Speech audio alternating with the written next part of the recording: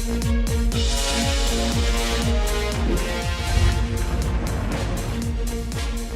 वालेकुम, आप देख रहे हैं करा सच। मेरा नाम मुबशर लुकमान है और आज हमारे बड़े ख़ास मेहमान हैं। उनके मतलब मैं यही कह सकता हूँ कि बड़ी देर की मेहरबान आते आते पहले उन्होंने बैरून मुल्क यानी पाकिस्तान से बाहर उन्होंने अपना लोहा मनवाया, उन्होंने अपनी सियासत का लोहा मनवाया, उन्होंने वहाँ पे अपनी इक़्तिदार का लोहा मनवाया। उसके बाद वो पाकिस्तान आ गए और उन्होंने आके यहाँ पे बहुत ज़्यादा खिदमत की पाकिस्तान और पाकिस्तानियों की, लेकिन उनकी उतनी कदर नहीं हुई और उस तरह से उनकी कदर नहीं हुई जिस तरह से होनी चाहिए थी।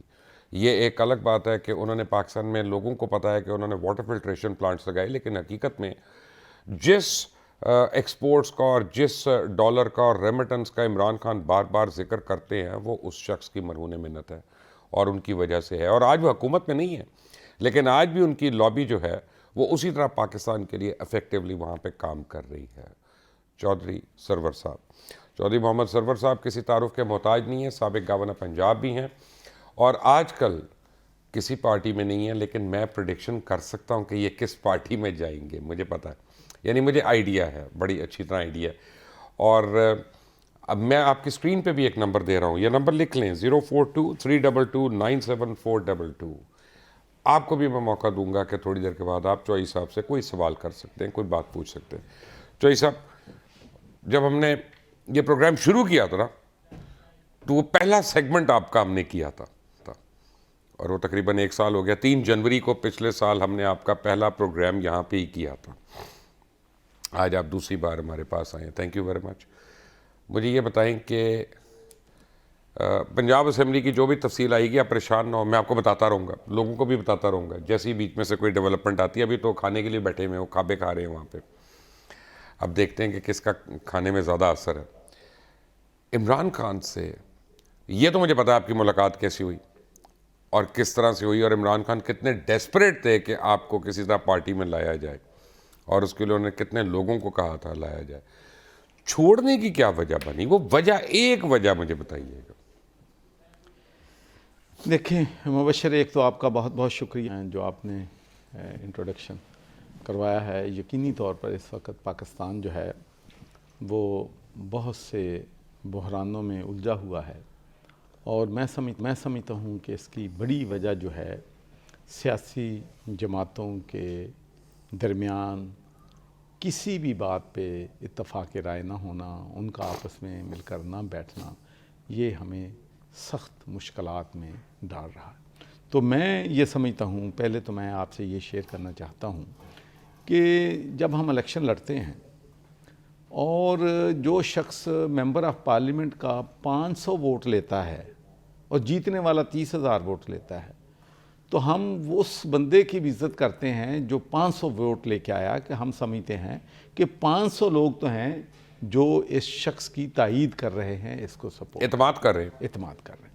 तो अगर यहाँ पर किसी को डाकू है, कोई चोर है, ये बदकिस्मती से हम इस चक्कर में पड़ गए हैं जिससे हमारे मुल्क का बहुत बड़ा नुकसान जो है हो रहा है। ये फ़ैसला करना अदालतों का काम है कि किसने चोरी की है, किसने डाका डाला है, किसने गलत काम किया है, और सज़ा देना उनका काम है।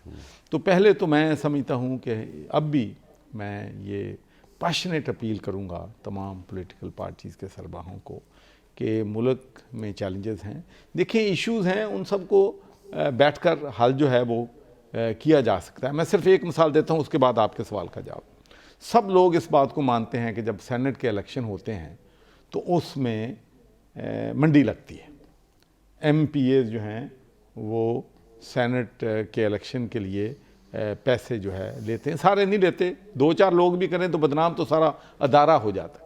तो उसके लिए कितना मुश्किल काम है कि ये सारी सियासी पार्लिमानी पार्टियों के लीडर बैठ के फैसला कर लें कि जितना नंबर है उसके हिसाब से उनको सीटें मिलेंगी और वोट जो है शो ऑफ हैंड से होगा, तो ये सारा मसला जो है हमेशा के लिए ख़त्म हो जाएगा।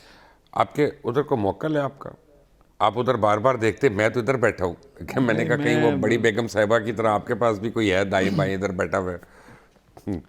तो आपने जो देखे, मैं PTI में आया था, एक बड़ी उम्मीदें लेके आया था, वाइब्रेंट जमात, और वाइब्रेंट जमात है, और बयानिया जो था इमरान खान की बातें जो थीं वो बहुत अपीलिंग थीं। और सबसे बड़ी बात जो मेरे लिए 3-4 टॉप प्रायोरिटीज़ थीं जो मेरे लिए बहुत अपीलिंग थी। नंबर 1, वो बिलीव करते थे कि मैं बल्दियात को मजबूत करूँगा, बल्दियात को एम्पावर भी करूँगा और बल्दियात लोकल बॉडीज़ को रिसोर्सेज भी दूंगा, लोकल बॉडीज़ को, ठीक है। और पंजाब में और KPK में इन्होंने करके भी दिखाया। KPK में बल्दियात के इलेक्शन निचली सतह पे हुए, इलेक्टेड रिप्रेजेंटेटिव हुए, फिर उसके अलावा उनको रिसोर्सेज भी दिए गए और उनको एम्पावर भी किया गया।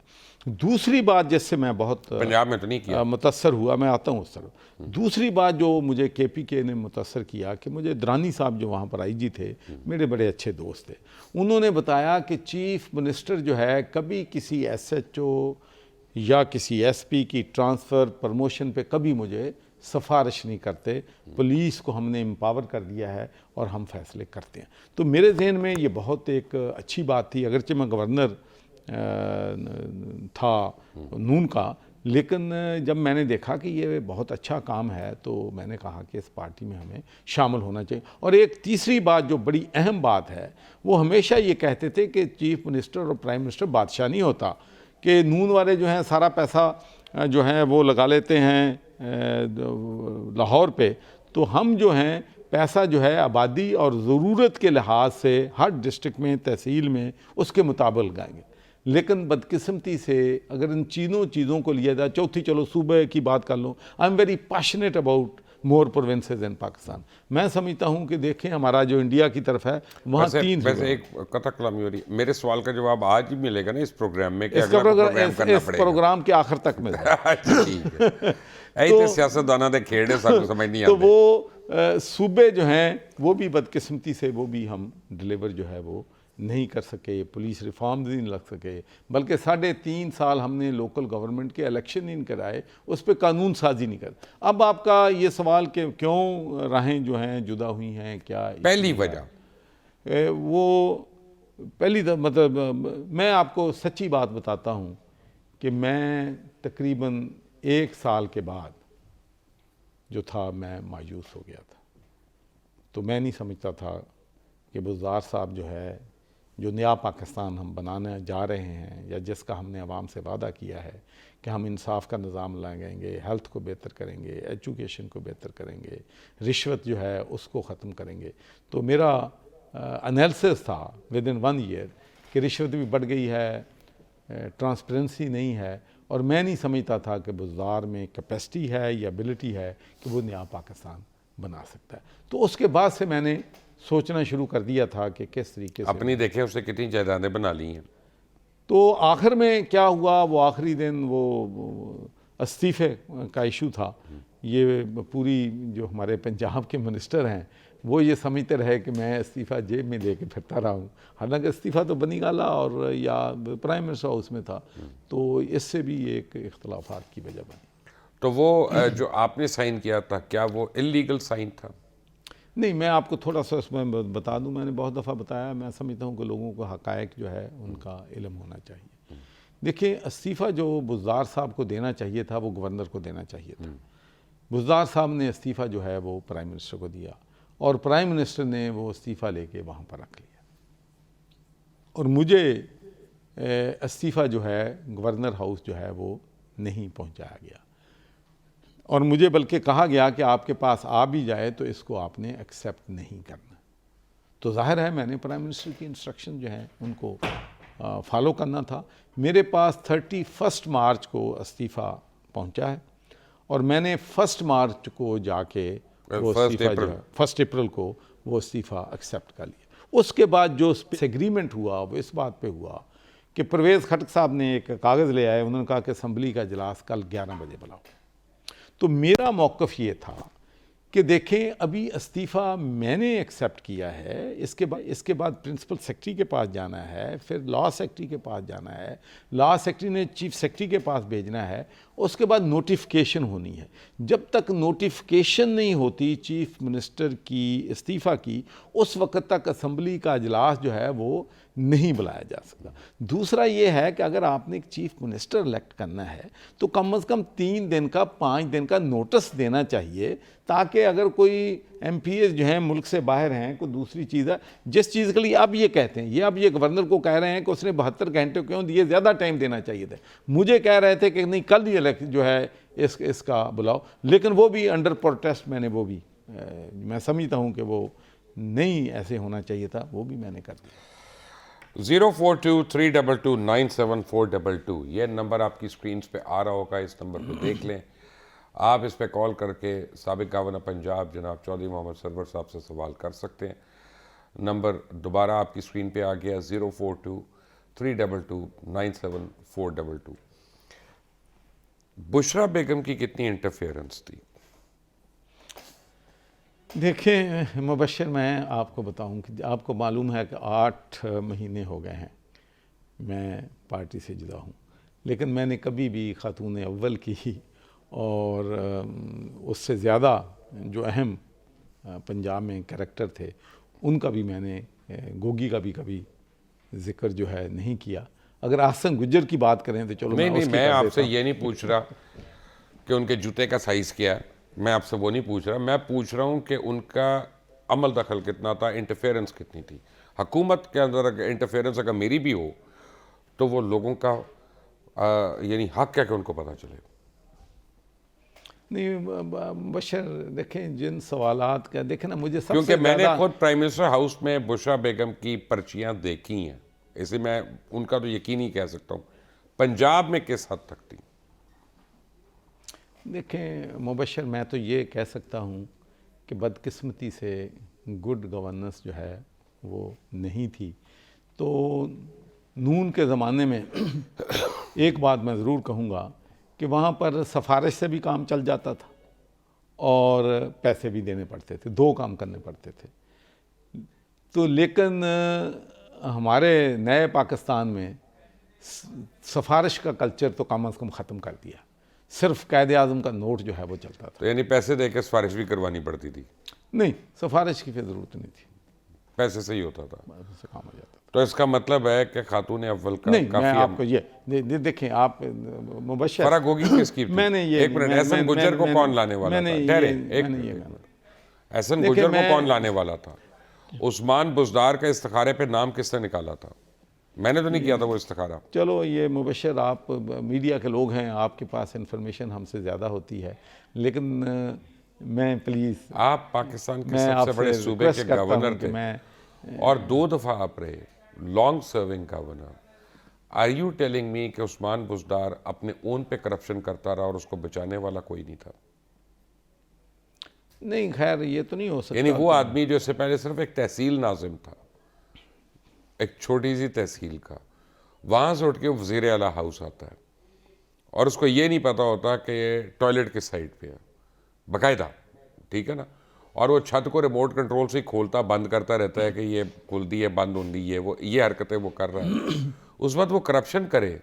मैं आपको एक बात चलो बता देता हूँ, बतानी नहीं चाहिए, क्यों नहीं? प्राइवेट गुफ्तगू वाली बातें नहीं बतानी चाहिए। तो एक मीटिंग थी जिसमें पार्टी की सारी सीनियर क़यादत मौजूद थी और तो उसमें अक्सर साथी जो थे वो कह रहे थे कि खान साहब बहुत सिंपल आदमी हैं, उनको सियासत जो है वो नहीं आती। तो 15, 20, 30 मिनट, आधा घंटा मैं सारी बात सुनता रहा।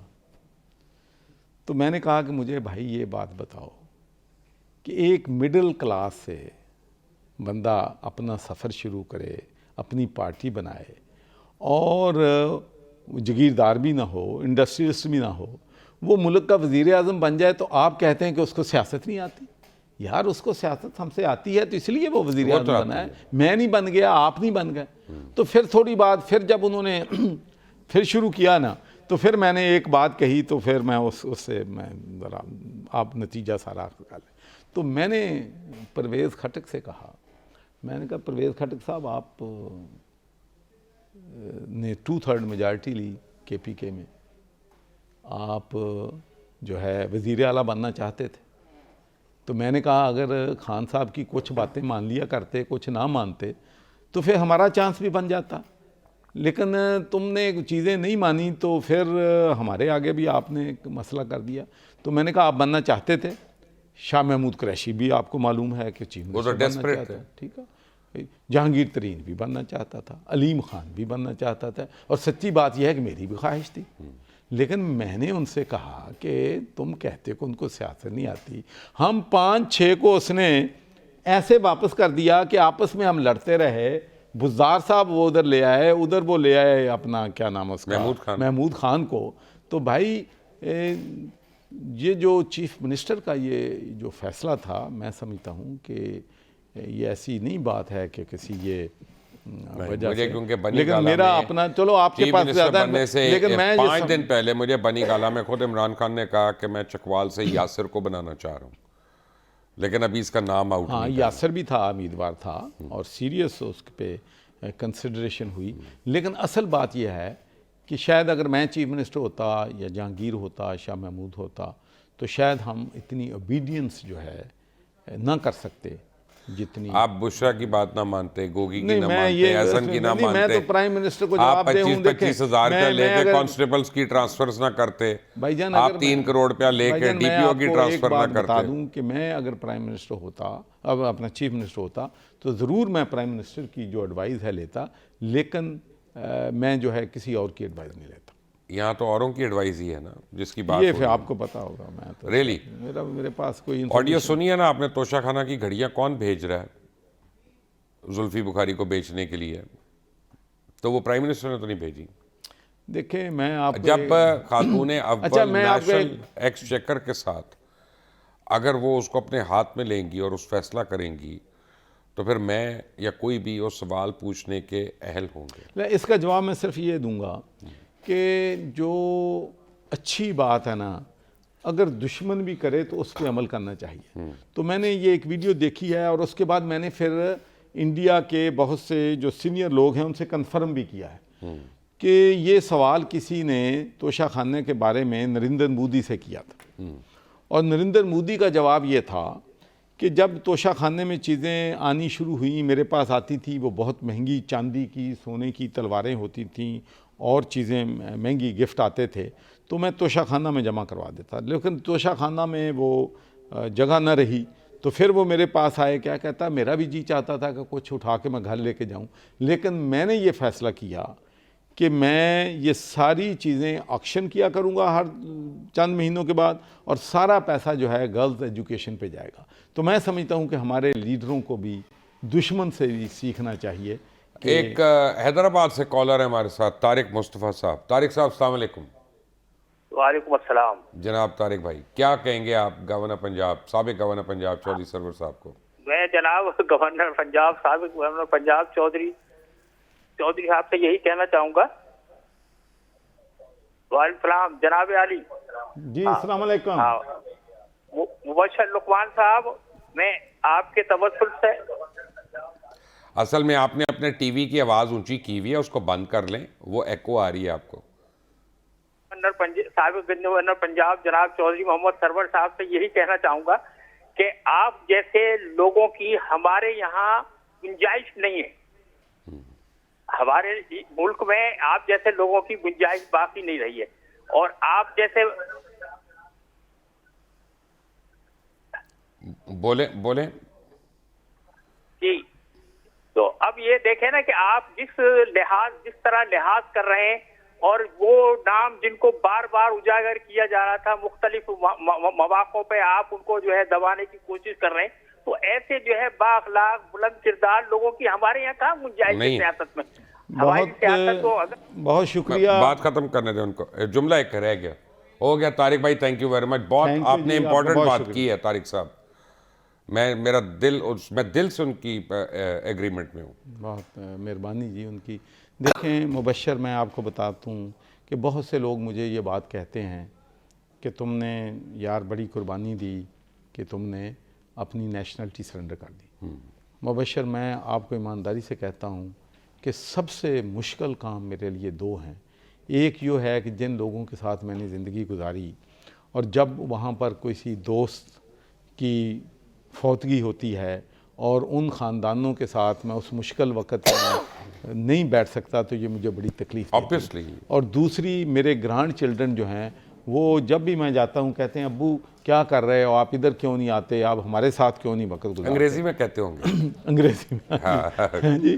तो मैं ये कहता हूँ कि ये इस मुल्क के लिए सारी कुर्बानी थी कि इस मुल्क को हम ये कोई थोड़ा नहीं, मैं आपको बताऊँ मुबशर, अपने ज़बान से तारीफ़ करनी जो है अच्छी नहीं होती, लेकिन जब भी कोई सबसे मुश्किल टास्क होता था तो गवर्नमेंट जो थी वो मैं Scottish affair, I was the first non white person to be the chairman of any select committee in UK, parliamentary committee. तो जब ये बैंकिंग क्राइसिस हुआ और लोगों की बहुत ज़्यादा प्रॉब्लम्स आए तो उस वक्त भी मुझे कहा गया कि इन्वेस्टिगेट करें कि ये क्राइसिस क्यों आया है, इसकी वजूहात क्या हैं और आइंदा इस क्राइसिस को कैसे रोका जा सकता। फिर एनर्जी का क्राइसिस आया तो फिर मेरी कमेटी को कहा गया कि मैं इस पे इंक्वायरी करूं कि क्या चीज़ें हम कर सकते हैं कि एनर्जी का क्राइसिस फ्यूचर में हमारे पास ना हो और हम एनर्जी की रिक्वायरमेंट क्या। तो मेरे 30 साल 40 साल का जो तजर्बा है, लोकल गवर्नमेंट में है, हेल्थ में है, एजुकेशन में है, इकॉनमी में है, बदकिस्मती से उसका फ़ायदा मैं अपने मुल्क के लोगों को नहीं दे सका कि इस मुल्क में जो बंदा काम करता है, अगर मैं गवर्नर हाउस जाता 2-3 घंटे ठहरता घर आ जाता तो ना मेरा इमरान खान से कोई प्रॉब्लम होना था, ना मेरा कोई पहले। सब मुझे एक बात बताइए, आप चाहे जितने मर्जी पैशनेट हो, इमरान खान जितने मर्जी सिंसियर हो, मियाँ नवाज शरीफ जितने मर्जी बड़े वेल विशर हो, आसिफ अली जरदारी, मौलाना फजल रहमान, अल्ताफ़ हुसैन, सारे बड़े अच्छे लोग होंगे, मैं किसी को नहीं बुरा कह रहा, लेकिन फैक्ट है कि पाकिस्तान में बहुत बड़ी तादाद इस वक्त 1-1 किलो आटे के लिए जलील हो रही है, रुस्वा हो रही है। ऐसी सियासत को, ऐसी जमहूरियत को मैं तो लानत भेजूँ उस पर कि जिससे लोग उस पर बिलीव करने वाले ख़ुद फाका करना शुरू हो जाएं। खुदा के लिए अगर हमने जमहूरियत ही रखनी थी तो फिर अपना चेक एंड बैलेंस भी रखते जिस बरतानिया की तरह। अगर हम बात मुबशर, मैं आपको बताता हूँ कि इतनी बेहिसी है कि रोना आता है जब मैं लोगों को क्यों लगे हुए देखता हूँ।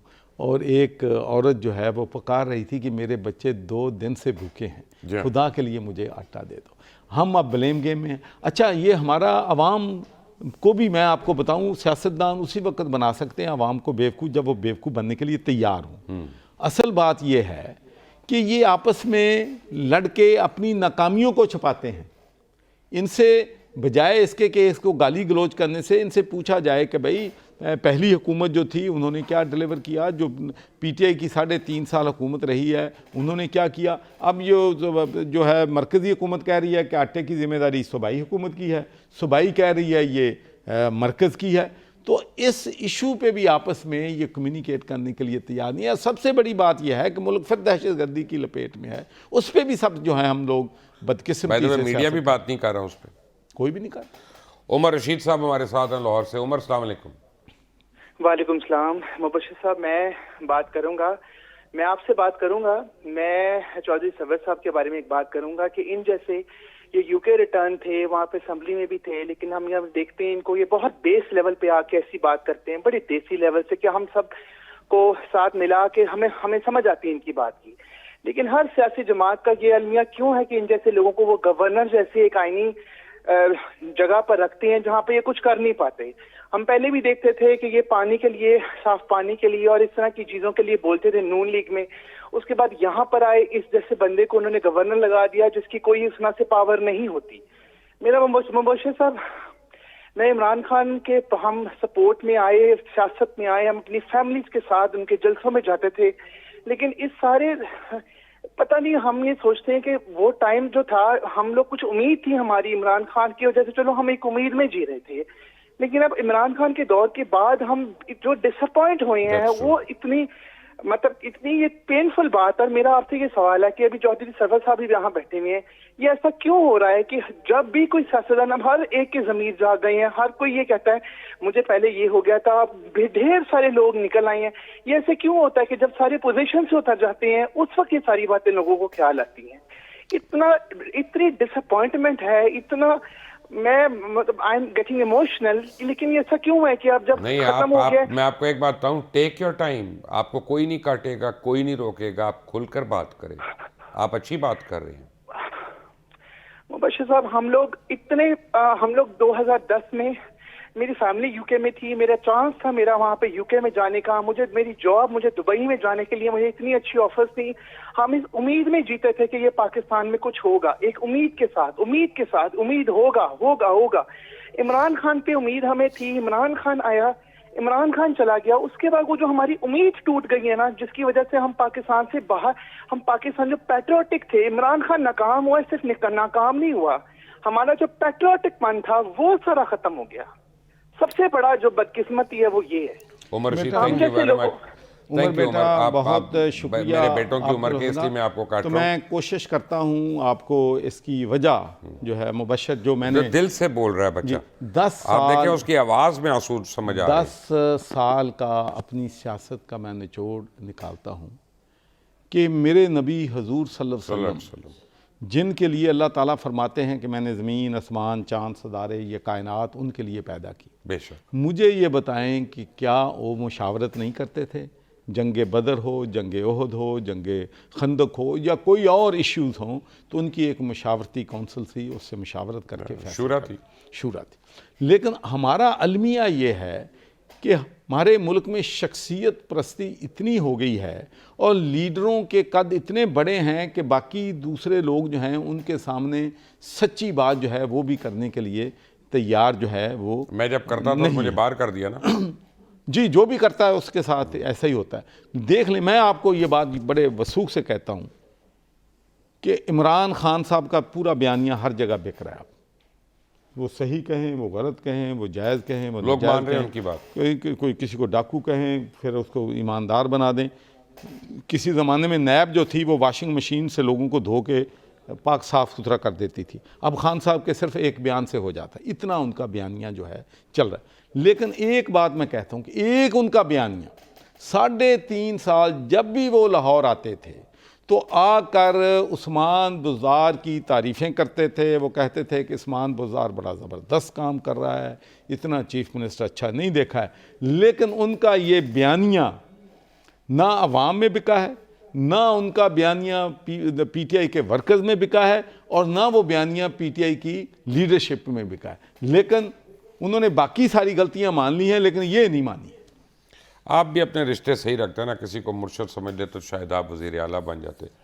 चौधरी मोहम्मद सरवर मेरे साथ एक ब्रेक के बाद आते हैं और आप भी इनको कॉल करके सवाल कर सकते हैं, को बात कर सकते हैं, लेकिन एक ब्रेक के बाद। Take break.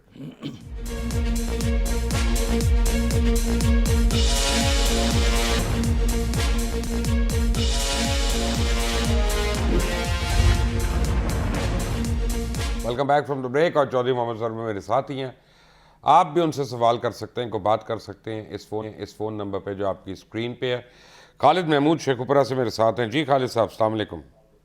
सलाम सर, क्या हाल है सर? अल्लाह दा ठीक करम, है तुसी सर? सुनाओ, ठीक हो?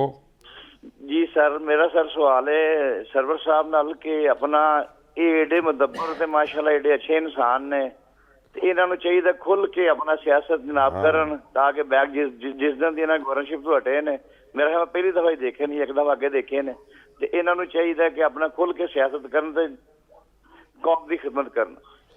थैंक यू मेरी जान, थैंक यू खालिद साहब। जी, बहुत शुक्रिया जी आपका बेटा सवाल का।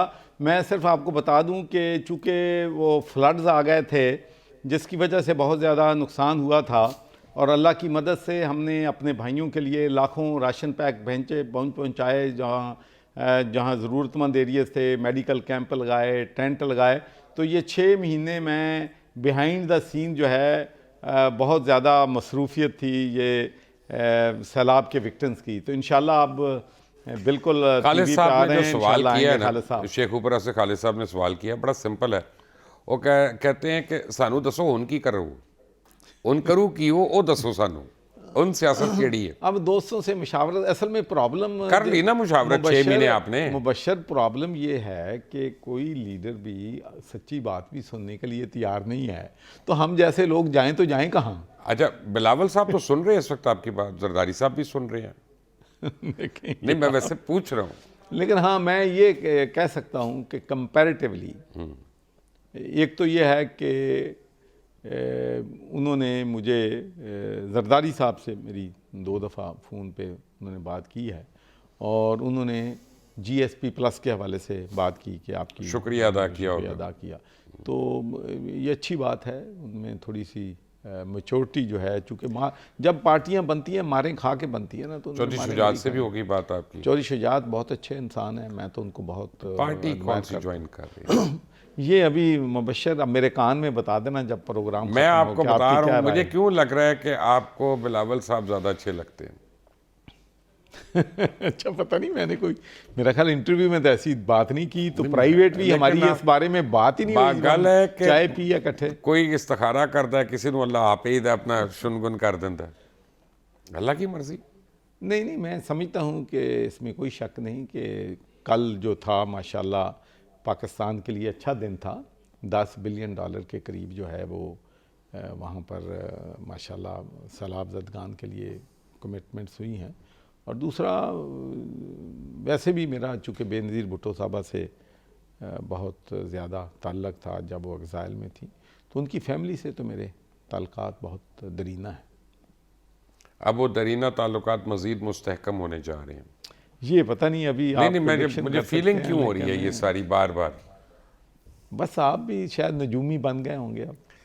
मुझे लग रहा है कि वही अब जगह बनती है।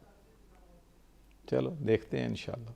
नहीं, अच्छा आप ये बताएं कि अलीम खान ने तो बड़ी बातें कर दी उस्मान बुज़दार के ऊपर, बुशरा बीबी पे, फरा गोगी पे। आप मुझे एक और बात बताएं, आपने भी खुदा को जानते नहीं है, मैं आपको ऑन एयर कह रहा हूँ, क्या खावर मानिका करप्शन नहीं कर रहा था? क्या खावर मानिका के बच्चे करप्शन नहीं कर रहे थे? और क्या कोई पुलिस में उनके ऊपर पर्चा नहीं हो रहा था, पकड़ा नहीं जा रहा था पंजाब के अंदर, पाकपतन के अंदर, लाहौर के अंदर? मुबशर, जो असल में मेरी एक नेचर है, और मैं ये समझता हूँ कि जिन लोगों ने भी गलत काम किए हैं, एक तो अल्लाह की तरफ से पकड़ जो है उनकी हर सूरत में। अल्लाह तो बाद से फड़ेगा ना, चाहिए साहब सानू पहले फड़ना ना तो दुनिया। साढ़े अदारे नू ठीक करो ना, अदारे पकड़ने वाले बनना ना। ਤੁਹਾਡੇ ਵਰਗੇ ਬੰਦੇ ਦੱਸਣਗੇ ਤੇ ਅਸੀਂ ਫੜਾਂਗੇ ना। नहीं, मैं तुसी मैनू प्लीज़ मेहरबानी करो। फिर की करांगे ਅਸੀਂ? यानी मैं आपको बताता हूँ, मेहरबानी। हमारे पास भी लोग रिपोर्ट्स लेके आते हैं, कहते हैं कि यार ये है फलानी चोरी की, ये चोरी की, मेरा नाम ना आए। मैं कहा क्यों ना आए? कहते साहब मेरे छोटे बच्चे। मैं कहा मेरे गुरीले दे बच्चे ने तेरे यानी हम लोग जब कर रहे हैं तो कोई ऐसी कोई डर खौफ नहीं हमें किसी से भी, लेकिन बस मैं कोई थोड़ा सा अभी समझता हूँ कि बड़े काम करने हैं अभी। लाहौर से हमें ज्वाइन किया मोहम्मद आसिम साहब ने। जी आसिम, अस्सलाम वालेकुम। वालेकुम सलाम सर, क्या हाल है? जी अल्हम्दुलिल्लाह, आप बताएं। सर अल्लाह पाक के एहसान, सब खैर की सर। सर मैं चौधरी सदर साहब से भी बात करना चाह रहा था, करें। आपसे भी बात करना चाह रहा था। सर मैं ये कहना चाह रहा था, हमारे पाकिस्तान के ऊपर कितना कर्जा है सर? बहुत ज्यादा कर्जा। सर ये जितने भी बड़े बड़े हुक्मरान हैं, सियासतदान हैं सर, अगर ये मिलकर बैठ जाएं और इनके पास इतना पैसा है सर, इतना पैसा है, ये अपनी जेबों से पैसे निकालें और रखें सामने, और बाकी जो निचले तबके की अवाम है सर, उनसे भी रिक्वेस्ट की जाए, हमारे इतने पैसे कम होते हैं, तो आप प्लीज हमसे तावन करें, हम पाकिस्तान का कर्जा उतार सकें। ऐसा कुछ और निजाम नहीं चल सकता सर? नहीं चल सकता। पाकिस्तान लूट के तो उन्होंने इतना पैसा बनाया, तो वो आपके कहने पे वापस दे दें? कैसी बातें कर रहे हैं आसिम साहब? सर तो या फिर इन सबको पकड़ के जेलों में डाल दें सर। जेल में क्यों डालें? जेल में इनको लटकाना चाहिए। जिसने पाकिस्तान को लूटा, किसी बेवा को लूटा, किसी यतीम को लूटा, उसके साथ रहम क्यों?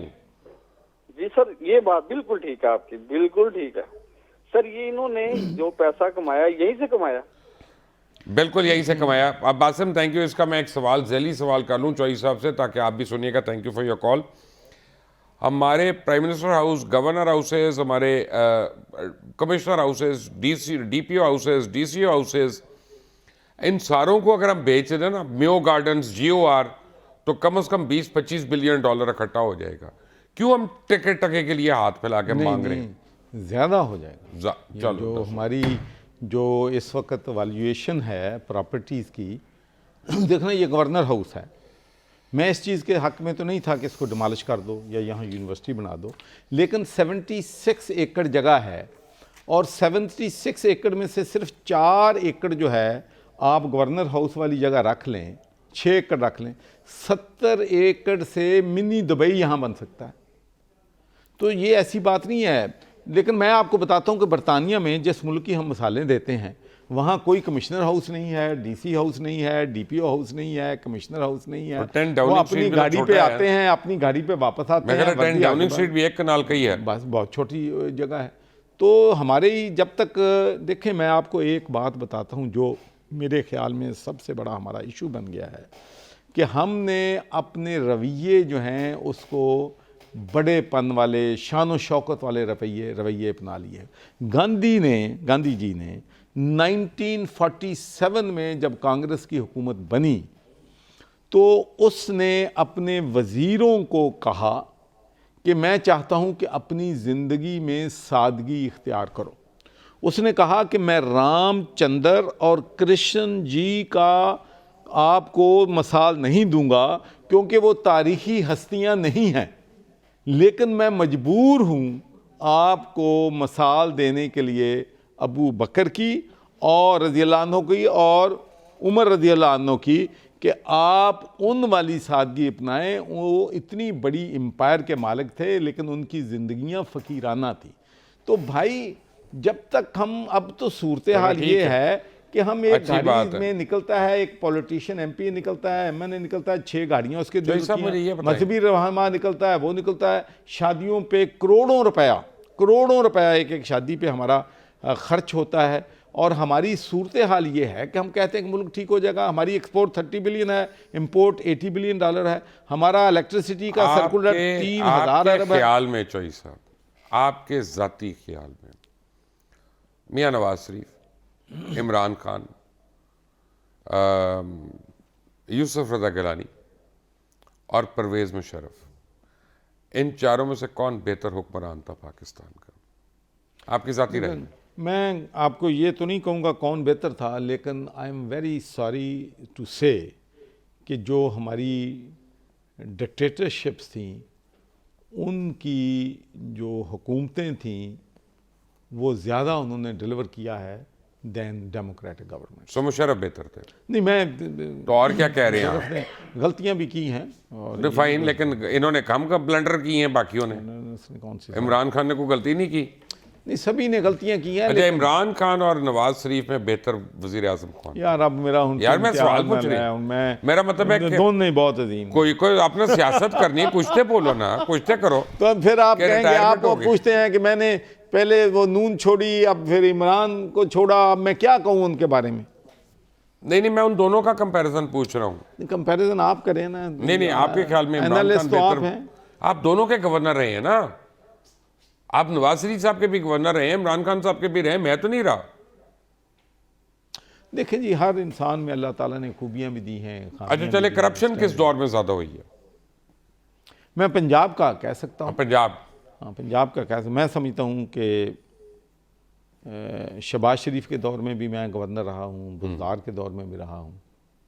करप्शन जो थी, कम से कम ये मैं कह सकता हूँ कि निचले लेवल पे मैनी फोल्ड बढ़ गई थी। आज भी जो पुल हैं, जो सड़कें हैं, या जो मेट्रो है, या जितने भी ये मोटरवेज़ हैं, ये चीज़ें बनी हैं, वो अभी तक उनमें कोई जो है वो कायम दायम है। और जो हमारे बुज़दार साहब ने बनाई हैं वो तो 6 महीने बाद टूट जाती थी। तो कौन किस में ज़्यादा करप्शन हुई? तो अब आप नहीं समझे? नहीं, मैं नहीं समझा सर, मैं डफर आदमी हूँ, मैंने समझाओ। नहीं, मैं समझता हूँ कि गवर्नेंस जो थी शहबाज शरीफ की बुज़दार से बेहतर थी। और करप्शन? वो भी उस वक्त कम थी। यानी जो अब तब्दीली के नाम पे हुकूमत आई है, करप्शन की तब्दीली के नाम पे। और ये मैं नहीं कहता, ये तो सारे हमारे मैं आपकी राय वर्कर आते थे, दूसरे आते सब, इसमें तो लोग कोई सर कुछ तुसी भी कह दो कि सर यार मैंने सारी बातें कर दी और अखबारे जहां पढ़ के मैंने खबर दसी जा रही है, कोई गल है अपना नहीं अपना अपनी भी गल करो ना कोई।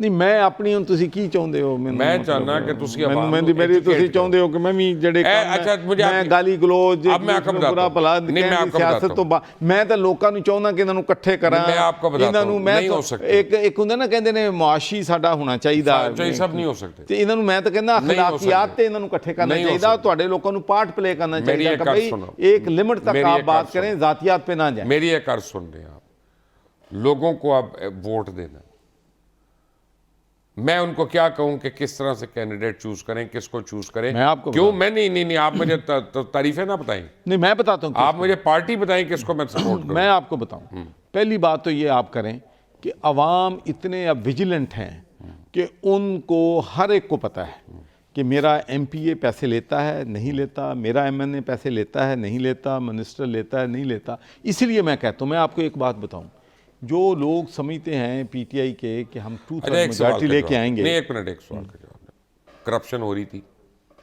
पंजाब में, उस्मान बुजदार कर रहे थे और काले भूत कर रहे थे आके, भाई चुड़ैले कर रही थी, मैं नहीं तुसी ना लेना, मैं की करा। किसी की फूफी करप्शन कर रही थी, मुझे नहीं पता कौन थी लेकिन थी। लेकिन ये सारी करप्शन आपके सामने हो रही थी।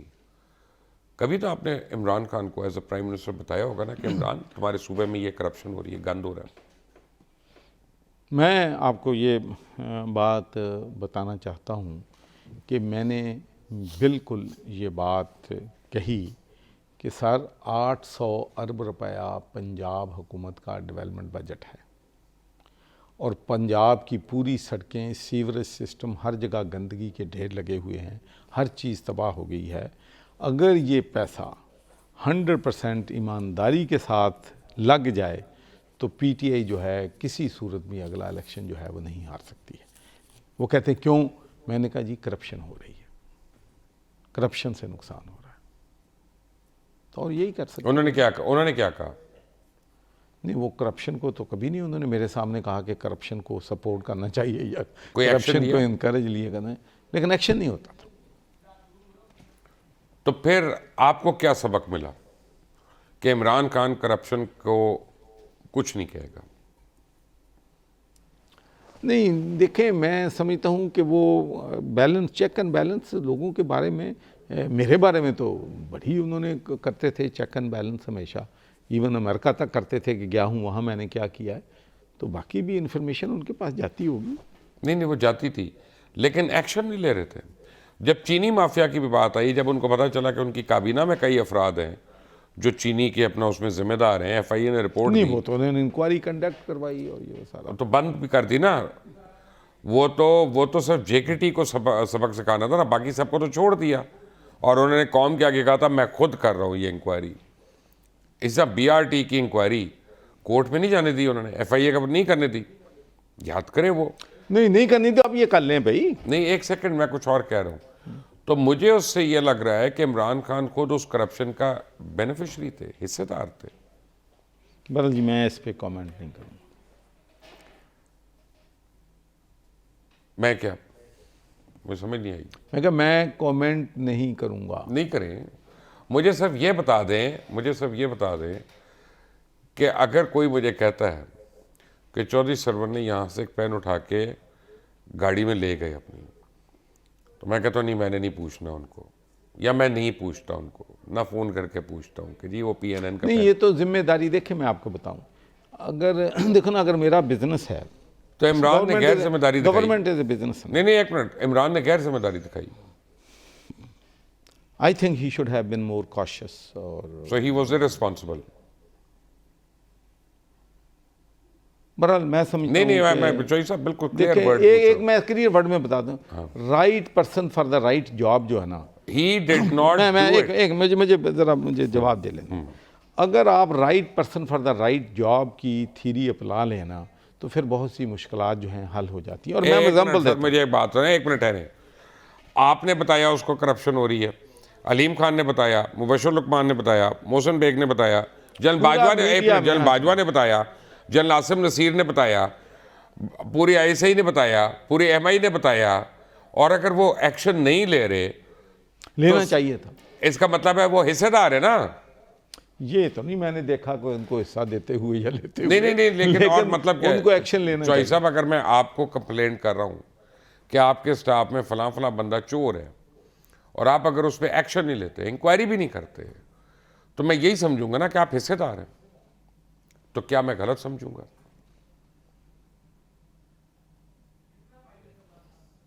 नहीं, अगर आपके नोटिस में चीज़ आती है तो आपको एक्शन लेना चाहिए, इंक्वायरी करनी चाहिए। और अगर नहीं आप करते तो फिर आप क्या होंगे? इस पे नलायकी समझें कि रजामंदी समझें चोरी में? ये इनकम्पिटेंस भी हो सकती है, दोनों भी हो सकती हैं।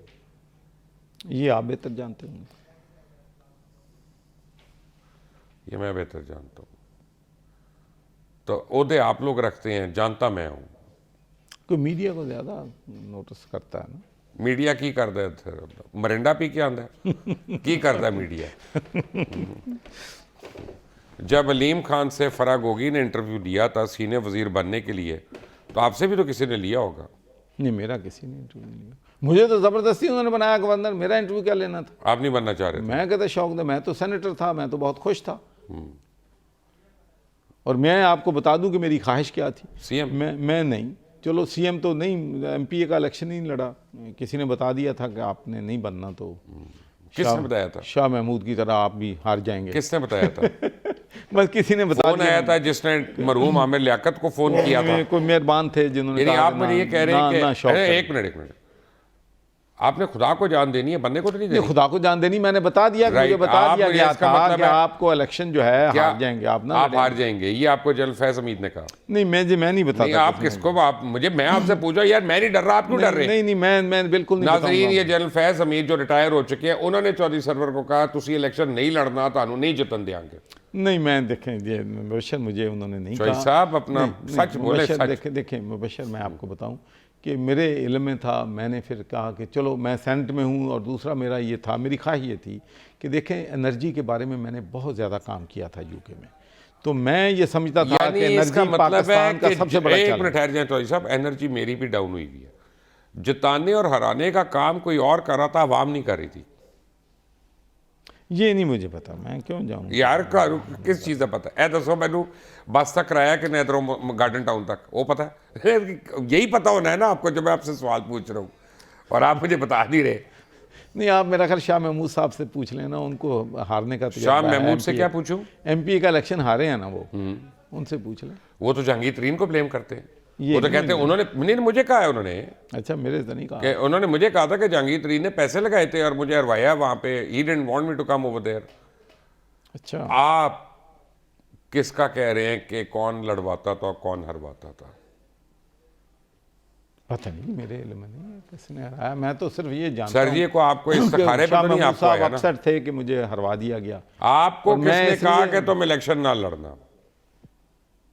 भाई किसी ने, देखें एक बात मैं बताऊं आपको, अगर कोई दोस्त आपको आपके कान वो आपका में कोई दोस्त अच्छी तो नहीं चीज़ है। बचा देता है। दोस्त होता तो नहीं, अभी नहीं। आप उसकी बेटी की शादी पे इनवाइटेड होते। नहीं, मैं उसकी थे बात वैसे? नहीं, मुझे उन्होंने नहीं बताया। मुझे नहीं तो बुलाया? किसी उन्होंने- और अच्छा, दोस्त ने, उन्होंने नहीं बुलाया? नहीं, मुझे किसी और दोस्त ने बताया था कि आप इलेक्शन नहीं जीतेंगे, आप अपनी जो है इलेक्शन ना लड़ें। मैंने कहा ठीक है। वो कौन दोस्त था? कोई था ना, अब मैं उसका नाम बताऊं फिर बेचारा, ये तो फिर कल यानी- को मुझे कौन यानी बताएगा कोई confidential अवाम बात। की कोई हैसियत ही नहीं इस मुल्क में। नहीं, मुझे अगर किसी ने बताया है तो वो कल को फिर कहेगा कि अच्छा भाई मैंने आपके साथ नेकी की और आप मुझे ये कह रहे हैं। सियासतदान था, गैर सियासी था? गैर सियासी, हैं? गैर सियासी था गैर सियासी था। गैर, अच्छा, तो वही से फोन आया ना। जनरल फैज हमीद के फोन अगर आप ना सुनते और बाकी लोग भी ना नहीं, सुनते तो ये मुल्क नहीं, बहुत बेहतर ये होता। मैं बिल्कुल इस बात की तरतीब करता हूँ कि जनरल फैज से इस बारे फराह में गोगी कोई को बात कितनी नहीं। बारी मिले आप? मैं एक दफ़ा भी नहीं मिला।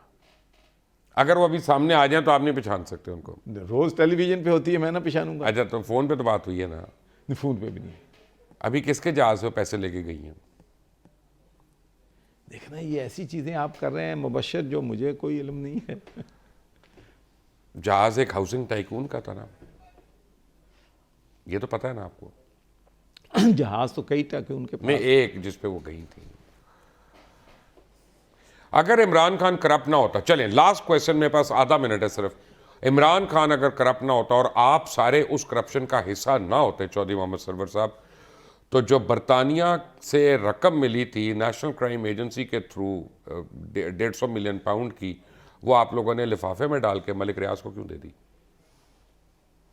ये एक है एक इशू जिसका मैं समझता हूँ कि जवाब जो है वो देना चाहिए। जिनको फांसी लगानी थी वो पहले नंबर पे आ गए और जिनको अपने साथ रखना था वो फांसी चढ़ गए। बट चौधरी मोहम्मद सरवर साहब, बहुत शुक्रिया आपका। नाजरीन, आज तक के लिए इतना ही, कल तक के लिए इजाज़त दें। अल्लाह हाफ़िज़।